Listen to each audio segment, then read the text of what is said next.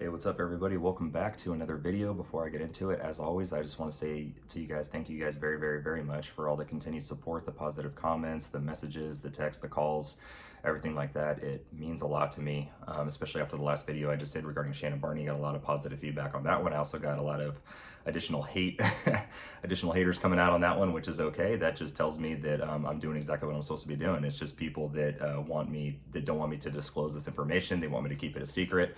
They feel like a lot of this stuff shouldn't be getting out, and like I said, it's a lot of people that are related to these people I'm talking about, or friends with them or whatever. It's just, as I stated before, it's just giving me more and more motivation to keep going and keep doing what I'm doing. So everyone supporting me, thank you guys. I love you guys. I appreciate it a lot. To all the haters, I love you guys too. Please keep watching. And just a quick little update before I get into the actual video. I've had a lot of questions recently and messages and stuff regarding Derek Hendry, my old police lieutenant with Wilkes Police Department, that I've addressed in a couple videos. A lot of rumors and stuff starting to come up. So what I will tell you guys is that he is currently out on administrative leave. He is not allowed to be at work until the internal investigation is finalized, and I don't know what the outcome of that is going to be. Some people not even affiliated with the Wilkes Police Department came forward to the police chief as well as the city manager and corroborated some of the things that I was stating about Derek Hendry, as well as their own issues and own negative experiences and interactions and stuff that they've had with him. So, and it was enough to, whatever they said, I don't even know what they said, to place Derek Hendry on leave. So the chief, Fabian Lizarragua there, did the first intelligent thing he's ever done as police chief at Wilkes Police Department, and finally grew a spine as well. And he finally did the right thing and placed him on leave. So we'll see what happens with that. I just wanted to address that because I was getting a ton of messages and stuff regarding that. So let's get right into it. So today's video is going to be about Randy Johnson. And Randy Johnson is a retired undersheriff in the Mendocino County Sheriffs Office. He was undersheriff when I was first hired at the Mendocino County Sheriffs Office. And I didn't really know him very well. Okay, so I didn't have too many personal experiences with him or anything like that. He had a horrible reputation. That's all I knew. But you know, just like the rest of the command staff, he was down at the office in Ukiah while I was out in Covelo for the most part, just doing my thing. So I didn't really have too many interactions with him. Now, Randy Johnson, prior to being an undersheriff with the Mendocino County Sheriff's Office, was employed with the Ukiah Police Department, and he was about to be demoted there. And before that happened, he was hired with the Mendocino County Sheriff's Office, and he was then he got picked up as I don't know if he was initially just a deputy or he went right into the sergeant role, but he was initially a sergeant prior to becoming undersheriff, and they changed the requirements at the time to make it so that he was able to go into that undersheriff position because he didn't qualify. So it was changed specifically for him so that he can go into that role. And Randy Johnson, during his, I don't know where he lives now, but during his time as an undersheriff at the Mendocino County Sheriff's Office, lived on a piece of property that is on Highway 20 in Mendocino County near Potter Valley Road, so near the town of Potter Valley. And it's kind of like a compound. What I mean by that is there's 3 separate residences on there. He lives in, well, the property belongs to him, but he lives in a residence, or lived in a residence, I believe, with his wife, and then his brother lived in another one. And then I think his parents lived in the other one, but don't quote me on that. But I know for a fact it was him and his wife and then his brother. And this property was, you can view like the fence line and everything from Highway 20 just as you're cruising along. And I actually have an aerial view of this property, and I apologize because I meant to teach myself between today and my last video how to start to edit YouTube videos, and I was planning on putting a still shot of the aerial view in there with little stuff circled and labeling, you know, who owns what and you know where the residences are and stuff like that, just to kind of give you guys a better, you know, understanding of what I'm talking about. However, I've been super busy this last week with moving and everything else, and I just didn't get a chance to do that, so I'm going to do my best to describe it to you guys. So again, I apologize for that.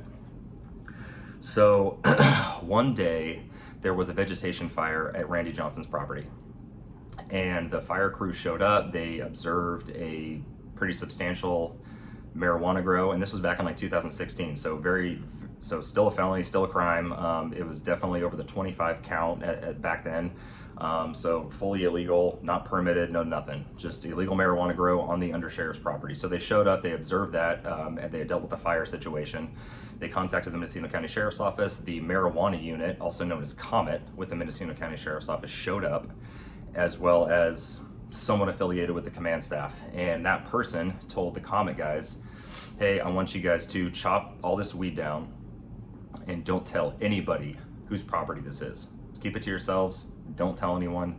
Just chop the weed down. Now, Randy Johnson's brother was there. Randy Johnson was not during this incident. So Randy Johnson's brother was telling the fire crew and the comic guys, like, hey, you guys are not allowed to open any of these Connex boxes. And based on my experience, especially with marijuana grows, they probably contained a ton of processed marijuana and a bunch of other stuff in these Connex boxes, potentially firearms and other things like that. So so they didn't do a warrant or anything like that. They did as they were instructed. They chopped all the marijuana down, and they did and I should explain. So when you go, so there's a driveway that comes off of Highway 20, okay, and it goes into Randy Johnson's compound or property. Now, as you're going up the only driveway in there, the marijuana was hanging over the fence. So every day Randy Johnson drove out and in, going to and from work, he just seeing, marijuana hanging over this fence. So right when you drive in, the first house right on the right was his brother's. And then you go back just a little ways and it's Randy Johnson's house. It's not a huge property. Like all three of the residences, you can clearly see every single one, even from the driveway. So Randy Johnson, from his own front door at his residence, you could clearly see this marijuana grow. So it's something that he was aware of. There was no denying it or anything like that. It was clearly visible from everywhere on the property, especially the driveway going in. You can actually see it from Highway 20 if you were driving by. So they did as they were instructed, and they chopped all the weed down. They didn't go in the Connex boxes. They didn't do a search warrant or anything like that. They went back, they took a documentation report, which goes absolutely nowhere. They didn't send it to the district attorney's office, so they, didn't get any of that information. It just kind of just disappeared. And it was around this time too that Randy Johnson implemented a fingerprint requirement to apply for a marijuana permit. And after he implemented that requirement, he went and opened up his own fingerprint business in Ukiah under his wife's name.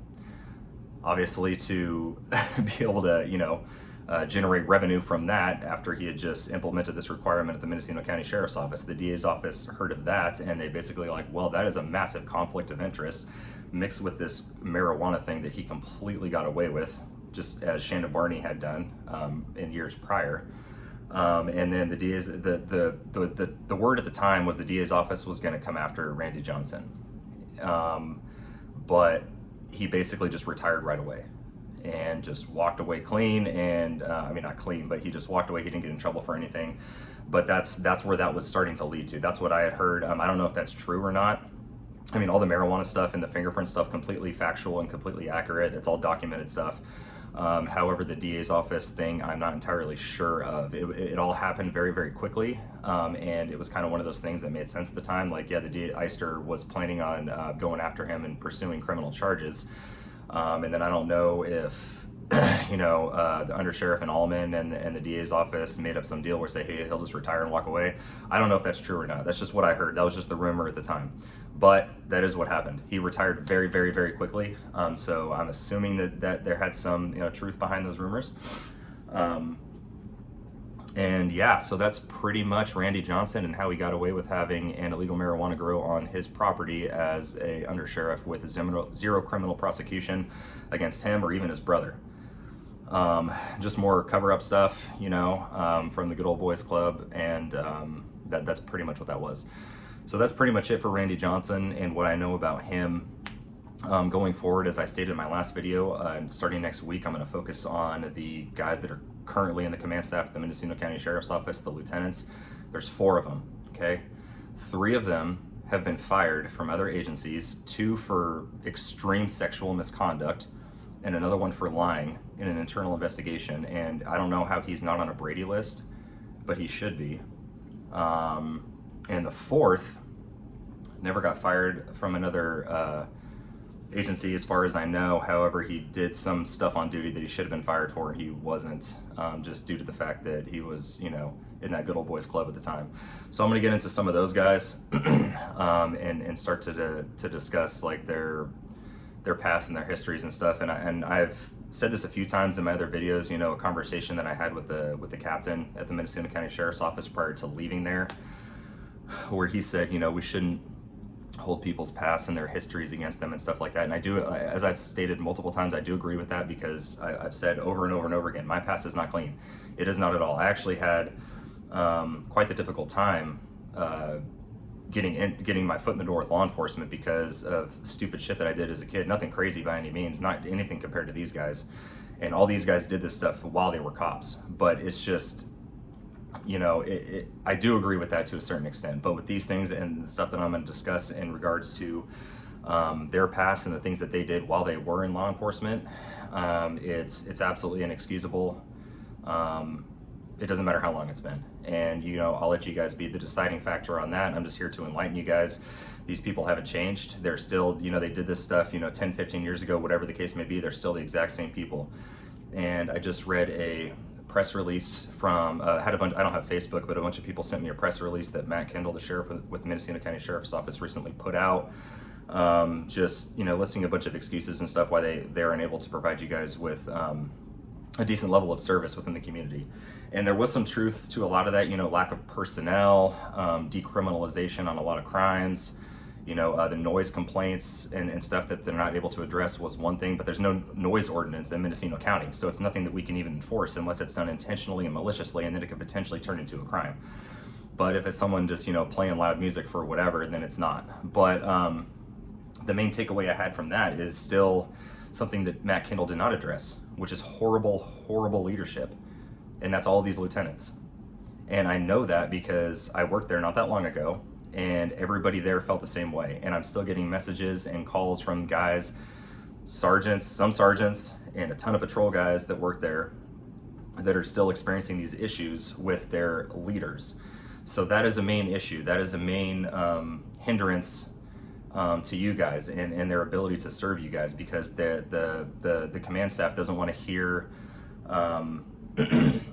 that they're doing a bad job. Like I said, they're very ego driven. They don't want to, they're not good at taking constructive criticism or how they can do things better. It's pretty much their way or the highway.